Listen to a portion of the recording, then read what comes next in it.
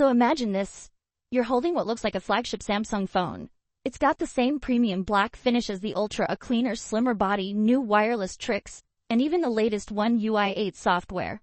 But here's the twist, it's not the Ultra, it's not even the regular S25, this is the Fan Edition. And it might be the most quietly brilliant upgrade Samsung drops this fall.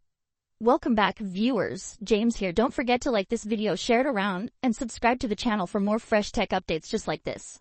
Okay, let's get right into it because the Galaxy S25 FE is shaping up to be way more than just a cheaper version of Samsung's flagships. And while it may not steal headlines like the Z Fold 7 or the S26 Ultra rumors, trust me, there are some hidden gems in here that you'll want to hear about. Let's start with the most unexpected change: the colors. No more mint, no more lemony yellow. Samsung's going full reset. Now we're talking icy blue, jet black, navy, and a clean white option. Icy blue is actually borrowed from the main Galaxy S25, while jet black gives you that ultra aesthetic, minus the titanium of course. It's a subtle shift, but one that makes this Fan Edition feel way more in sync with Samsung's flagship vibe.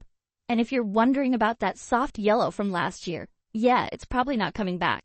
But with Samsung, last-minute surprises are always in play. Now here's where things get spicy. Leaked images show that the S25 FE is thinner, just 7.4 mm. That's sleeker than the last model, and it's going to feel noticeably better in the hand. But don't let the slimmer frame fool you. It's actually packing a larger battery this time, 4900 mAh up from 4700 mAh. Pair that with upgraded 45W fast charging and boom, you've got a phone that lasts longer and charges quicker.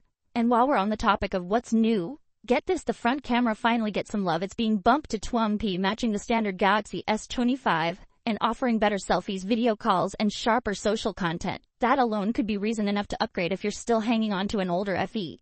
But here's where things get a little familiar. The processor, still the Exynos 2400.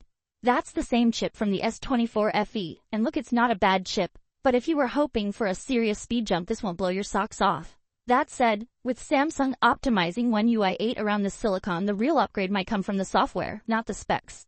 Speaking of One UI 8, this might be the first non-foldable Samsung phone to ship with the new version. And it's not just a fresh coat of paint. We're talking multimodal AI, object-aware camera tricks, and those live translation overlays that debuted with the Z Fold 7. Imagine pointing your camera at a menu in another language, and your phone just gets it. That kind of stuff isn't just cool, it's actually useful. But hold on, here comes the part nobody's talking about yet. The S25 FE supports G2 wireless charging. That's the new Q2 standard, just like MagSafe, but there's a catch: no magnets inside the phone.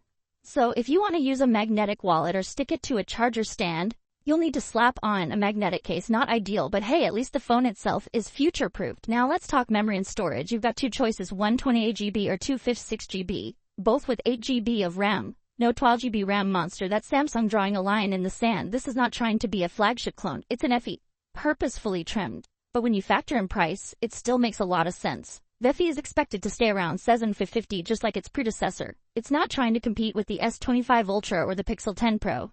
Instead, it's aiming at that sweet spot where most users actually lie.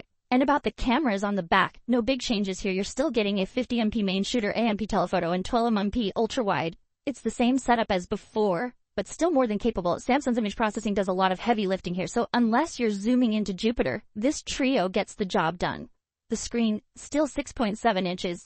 Dynamic AMOLED to its full HD Full 120Hz. Honestly, that's not a bad thing. Samsung's displays are already top tier, and the one on last year's FE was gorgeous. They didn't need to change it. So, what's the takeaway? The S25 FE isn't rewriting the playbook, it's refining it. It's taking what worked last year, polishing it up with better design, new software, and a few quality of life upgrades that actually matter. And in a market where phones are either 400 budget bricks or 120 luxury slabs, something right in the middle that looks and feels premium. That's rare, and that's probably why the S25 FE has quietly built so much hype. People are finally realizing this isn't just the budget option.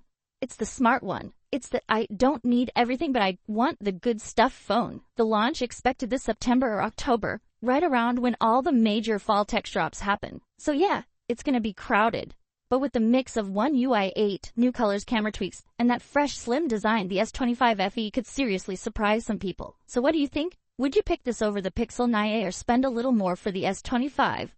Drop your thoughts in the comments. I always love reading what you guys are excited about. And hey, if you enjoyed this breakdown and want more insider looks at upcoming tech, don't forget to like, share, and subscribe. I've got a lot more coming your way. Catch you in the next one.